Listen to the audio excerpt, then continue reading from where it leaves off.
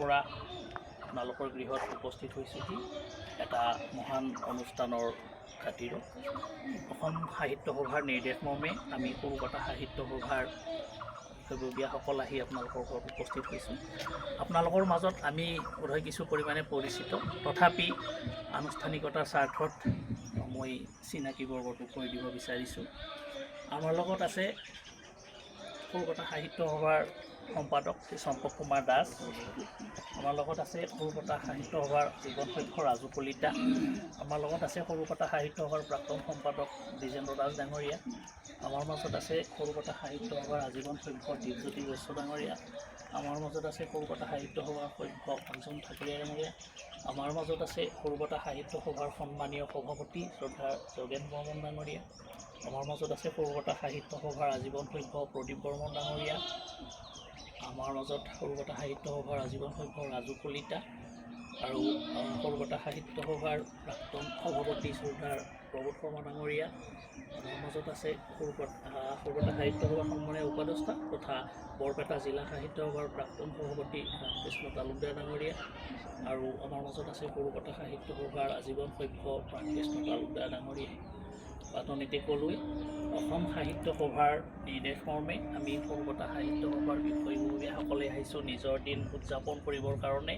আৰু আপোনালোকে নিজৰ দিন সম্পৰ্কে নিশ্চয় জানে যে বহাগৰ প্ৰথমটো দিনতে অঞ্চলটোৰ বয়োজ্যেষ্ঠ তথা আৰ্থ সামাজিক শিক্ষা সাহিত্য শিল্প আদি কৰি বিভিন্ন দিশত সমাজলৈ যিসকল ব্যক্তিয়ে অৰিহণা জগাই আহিছে তেখেতসকলক আজিৰ দিনটোত আমি ঘৰলৈ গৈ পেলাই এটা সম্বৰ্ধনা দিয়াৰ ব্যৱস্থা কৰিছোঁ। আৰু সেই উদ্দেশ্যে আমি আজি আমাৰ অনুষ্ঠানটোৰ মধ্যমণি সন্মানীয়া পুলমা দাস বাইদেউৰ ঘৰত আহি উপস্থিত হৈছোঁহি। আৰু প্ৰথমতে মই তেখেতক এখন ফুলাম গামোচাৰে আদৰণি জনাবৰ কাৰণে আমাৰ সৰুকটা সাহিত্য সভাৰ শ্ৰদ্ধাৰ সভাপতি যোগেন বৰ্মন ডাঙৰীয়াক অনুৰোধ জনাইছোঁ।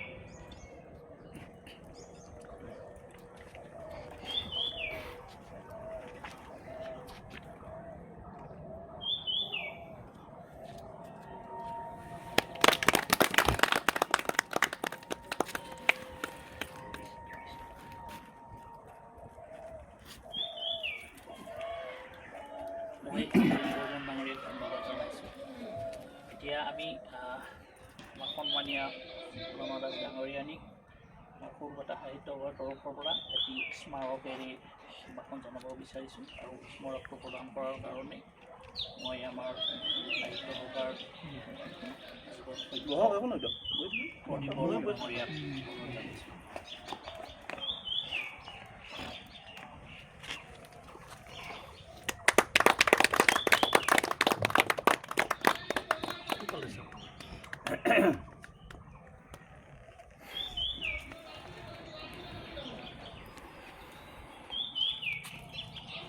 শ্ৰদ্ধাৰ দাস ডাঙৰীয়ানী বাইদেউক আমাৰ সৰুকটা সাহিত্য সভাৰ তৰফৰ পৰা এটি গ্ৰন্থৰ টোপোলা উপহাৰ দিয়াৰ কাৰণে অনুৰোধ জনাইছোঁ। আমাৰ বৰপেটা জিলা সাহিত্য সভাৰ প্ৰাক্তন সভাপতি শ্ৰদ্ধাৰ ৰামকৃষ্ণ তালুকদাৰ ডাঙৰীয়া।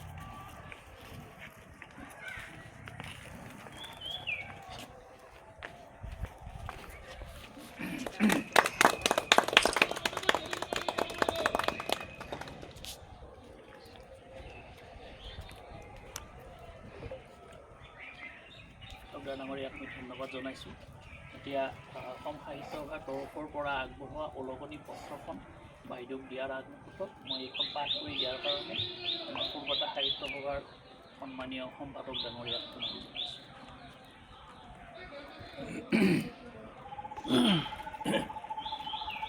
চিৰ চেনেহী মোৰ ভাষাজননী অসম সাহিত্য সভা কেন্দ্ৰীয় কাৰ্যালয় চন্দ্ৰকান্ত সন্দিকৈ ভৱন যোৰহাট ৭85-০০১। পহিলা বহাগ ১৪৩৩ ভাস্কৰাব্দ ১৫ এপ্ৰিল ২০২৬ খ্ৰীষ্টাব্দ। ওলগনি পত্ৰ। অসমৰ জাতীয় জীৱনৰ একান্ত সেৱক শ্ৰীযুতা পুলমা দাস মান্যবৰ ইছু। কৃষ্টিৰ পথাৰত নৱসৃষ্টিৰ পাতনি মেলিবলৈ প্ৰকৃতিয়ে সেউজীয়া সাজ পিন্ধাৰ এই মাহেন্দ্ৰক্ষণত অসমৰ স্বাভিমান আৰু জাতীয় পৰিচিতিৰ বিজয় ঘোষিত ৰঙালী বিহুৰ ওলগ আৰু নিজৰ দিন হিচাপে পালন কৰি অহা পহিলা বহাগত অসম সাহিত্য সভাই আপোনাক অসমীয়া নৱবৰ্ষৰ শুভকামনা জনাইছোঁ। বহাগৰ বৈভৱেৰে ৰঙালীৰ ৰঙেৰে আপোনাৰ মন প্ৰাণ বছৰটোলৈ উজ্জীৱিত হৈ ৰওক। পৰম সত্তাৰ শ্ৰীচৰণত আপোনাৰ সুন্দৰ স্বাস্থ্য আৰু সুদীৰ্ঘ জীৱন কামনাৰে ডক্টৰ বসন্ত কুমাৰ গোস্বামী, সভাপতি, অসম সাহিত্য সভা, দেৱজিৎ বৰা, প্ৰধান সম্পাদক, অসম সাহিত্য সভা, যোগেন বৰ্মন, সভাপতি, সৰুপেটা সাহিত্য সভা, চম্পক কুমাৰ দাস, সম্পাদক, সৰুপেটা সাহিত্য সভা। সম্পাদক ডাঙৰীয়াক মই ধন্যবাদ জনাইছোঁ আৰু ওলগনি পত্ৰখন আমাৰ শ্ৰদ্ধাৰ ডাঙৰীয়ানী বাইদেউ দিয়াৰ কাৰণে মই সৰুপেটা সাহিত্য সভাৰ প্ৰাক্তন সভাপতি প্ৰবোধ শৰ্মা ডাঙৰীয়াক অনুৰোধ জনাইছোঁ।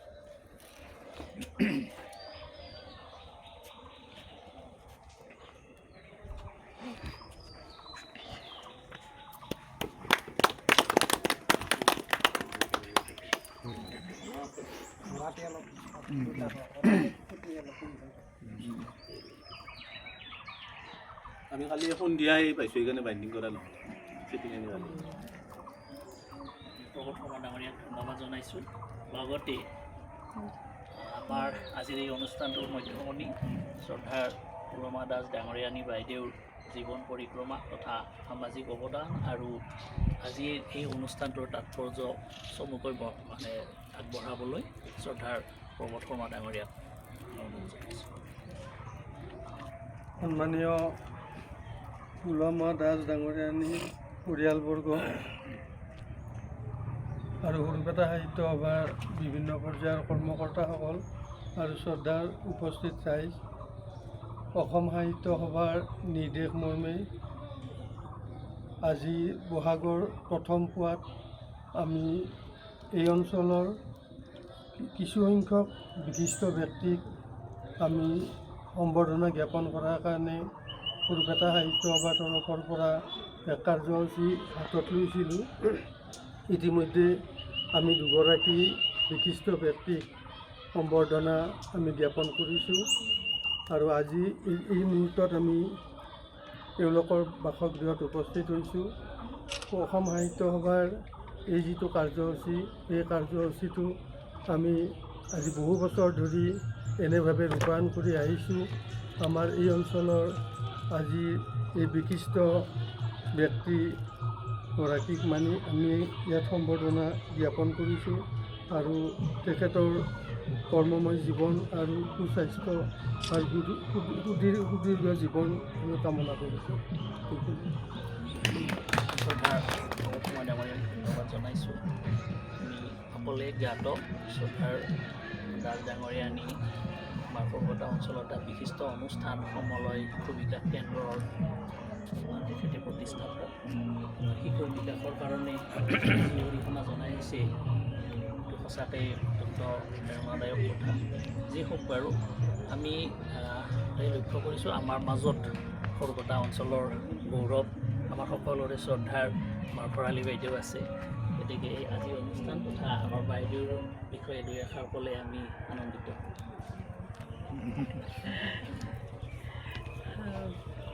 শ্ৰদ্ধাৰ আমাৰ সৰুপেটা শাখা সাহিত্য সভাৰ বিশিষ্ট ব্যক্তিসকল, সভাপতি, সম্পাদক প্ৰমুখ্যে, লগতে আজি আমাৰ শ্ৰদ্ধাৰ মাহী, মই মাহী বুলিয়েই মাতোঁ, পুৰমা দাস মাহীৰ পৰিয়ালবৃন্দ আৰু উপস্থিত সুধীবৃন্দ। আচলতে মই অতি গৌৰৱান্বিত যে মই আজি মাহী আৰু নমিতা খবৰ ল'বলৈ আহি আজি এনেধৰণে এটা অনুষ্ঠানৰ সন্মুখীন হ'লোঁ যে মোৰ শুনিয়ে ভাল লাগিল। আহি গম পালোঁ যে সৰুপেটা শাখা সাহিত্য সভাৰ ফালৰ পৰা মাহীক সম্বৰ্ধনা জনাবলৈ আহিব। গতিকে এই বিশেষ অনুষ্ঠানটোৰ অংশীদাৰ হ'বলৈ পাই সঁচাকৈ মই অতি নিজে গৌৰৱ অনুভৱ কৰিছোঁ। কাৰণ আমি জানোৱেই যে অসম সাহিত্য সভাই এনেধৰণৰ কাৰ্যসূচীৰে আমাৰ গোটেই অসমৰ বিশিষ্ট ব্যক্তিসকলক সম্বৰ্ধনা জনাই এক নজিৰ সৃষ্টি কৰিছে আৰু তাৰ ফলত অসম সাহিত্য সভাই অসমৰ গাঁৱে ভূঞে সকলোতে এক পৰিচিতি লাভ কৰিবলৈ সক্ষম হৈছে বা মানুহৰ হৃদয়লৈ সোমাই যাবলৈ যে অসম সাহিত্য সভাও যে এটা জাতীয় অনুষ্ঠান, সেই জাতীয় অনুষ্ঠান হিচাপে আমাৰ সকলোৰে হৃদয়ত এটা স্থান ল'বলৈ সক্ষম হৈছে। গতিকে সেইফালৰ পৰা মই আৰু আমাৰ যিহেতু মাহী এগৰাকী সকলোৱে জানে এই অঞ্চলৰ এগৰাকী বিশিষ্ট ব্যক্তি, তেখেতৰ যি কৰ্মময় জীৱন, তদুপৰি তেখেতৰ যি সাংস্কৃতিক ক্ষেত্ৰখনলৈ আমাৰ সৰুপেটা অঞ্চলৰে সাংস্কৃতিক ক্ষেত্ৰখনলৈ তেওঁ বিশিষ্ট অৱদান আছে, আমি সেই সম্পৰ্কে সকলোৱে জ্ঞাত। গতিকে তেখেতক সম্বৰ্ধনা জনোৱাৰ কাৰণে মই মোৰ ফালৰ পৰাও আপোনালোক সকলোলৈকে আন্তৰিক ধন্যবাদ জনাইছোঁ। আৰু বিশেষভাৱে এনেধৰণে আপোনালোকক লগ পোৱাৰ সুবিধা পোৱাৰ কাৰণে মই কৈছোঁ, মই নিজে সঁচাকৈ অতি মানে গৌৰৱ অনুভৱ কৰাৰ লগতে আপোনালোকে মোক এই দুআষাৰ ক'বলৈ দিয়াৰ কাৰণে মই সকলোকে মোৰ ফালৰ পৰা আন্তৰিক কৃতজ্ঞতা আৰু ধন্যবাদ জ্ঞাপন কৰিছোঁ। পাৰ্লি বাইদেউক ধন্যবাদ জনাইছোঁ। আমি এই চেগতে আমাৰ দাস ডাঙৰীয়ানীৰ পৰিয়ালৰ সদস্যৰ ফালৰ পৰা আজিৰ অনুষ্ঠানটি সম্পৰ্কে নিজৰ অভিমত ব্যক্ত কৰিলে আমি আনন্দিত হ'ম।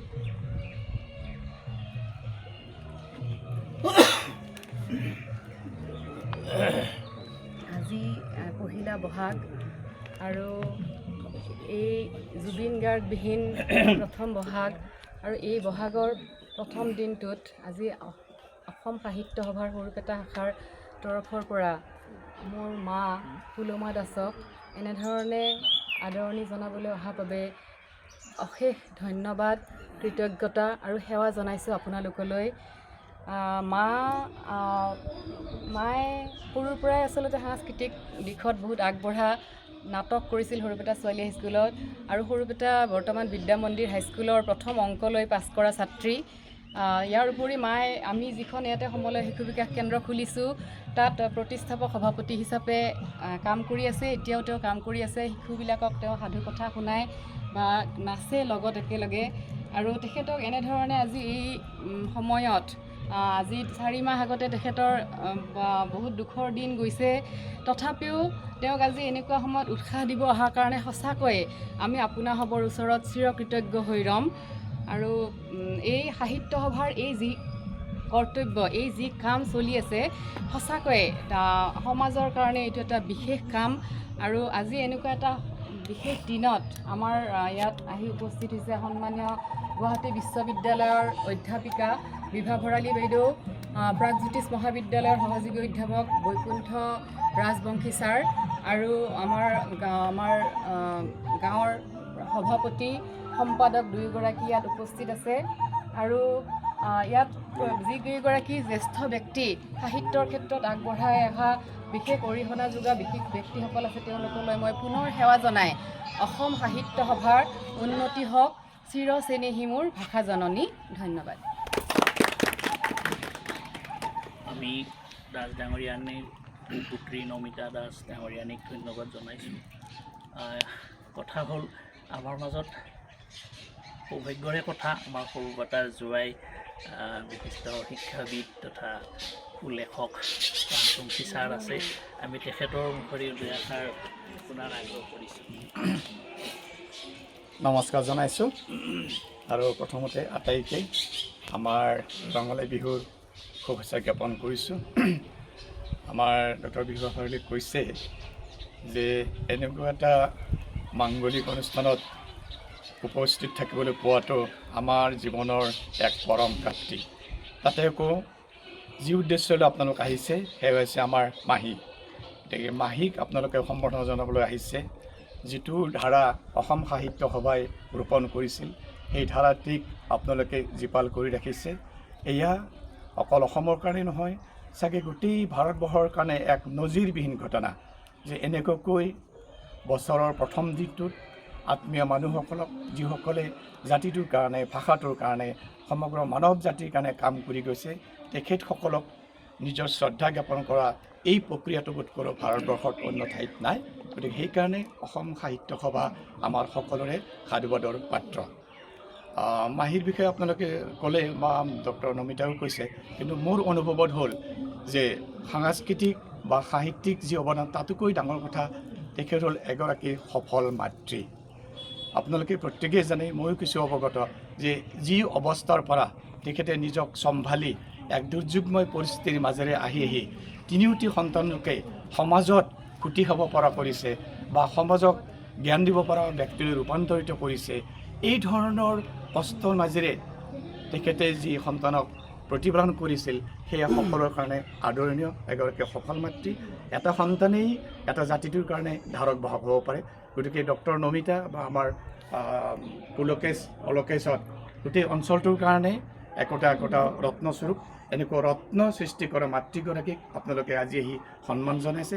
তাৰ কাৰণে অসম সাহিত্য সভা তথা সৰুপেটা সাহিত্য সভাক মই মোৰ আন্তৰিক ধন্যবাদ আৰু কৃতজ্ঞতা জনাইছোঁ। আশা ৰাখিছোঁ এই প্ৰচেষ্টা আপোনালোকৰ ভৱিষ্যতলৈ অব্যাহত থাকক। আৰু সদস্যত ক'ব বিচাৰিম যে আমাৰ ভাষা সাহিত্য সংস্কৃতি যদি জীয়াই থাকিব লাগে অকল ভাষা চৰ্চাতে নহয়, এনেকুৱা ধৰণৰ আন্তৰিকতাপূৰ্ণ কামৰ মাজেৰেহে আমি ভাষাৰ লগতে জাতিটোকো জীয়াই ৰাখিব পাৰিম। সকলোকে মোৰ পুনৰবাৰ ধন্যবাদ আৰু কৃতজ্ঞতা জনাইছোঁ। অসম সাহিত্য সভা চিৰঞ্জীৱী হওক তাকে কামনা কৰিছোঁ। ধন্যবাদ। মাননীয় ৰাজনীতি ছাৰক ধন্যবাদ জনাইছোঁ। এতিয়া আমাৰ মাজত আমি দেখিছোঁ এই গাঁৱৰে দুগৰাকী সন্মানীয় সভাপতি সম্পাদক চাগে তেখেতসকলে আমাৰ মাজত থাকি আমাক অনুপ্ৰাণিত কৰিছে, উৎসাহিত কৰিছে। তেখেতসকলেও যদি নিজৰ মত ব্যক্ত কৰে আমি ভাল পাম।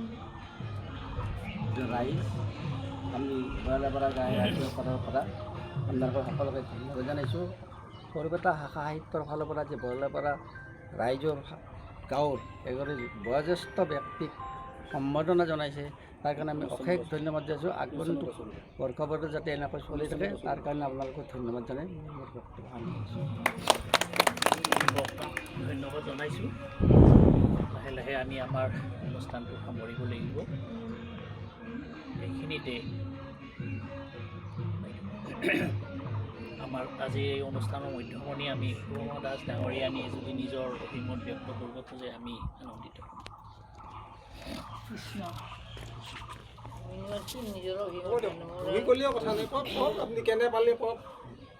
আজিৰ এই হেৰিটোৰ কাৰণে মই বিশেষ আনন্দিত, ভাগ্যৱান বুলিও নিজকে কৈছোঁ। যেন মই জুবিনবিহীন জোৱাইবিহীন অৱস্থা এনে মানসিকতা মই এই শান্তি দি আছোঁ দিনত।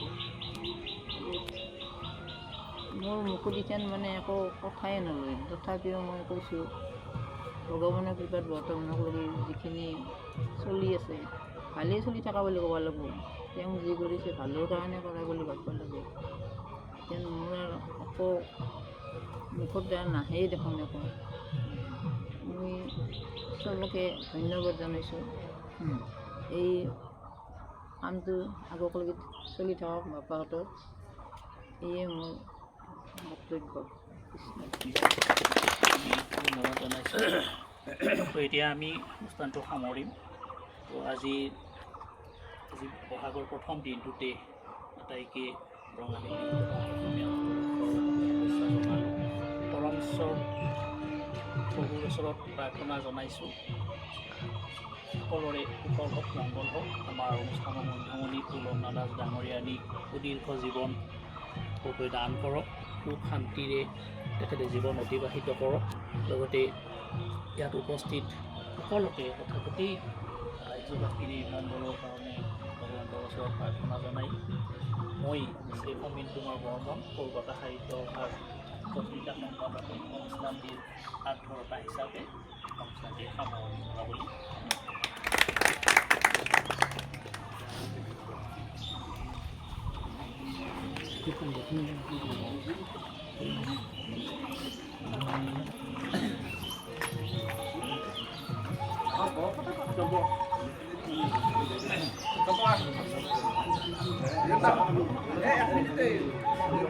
যাব লাগিব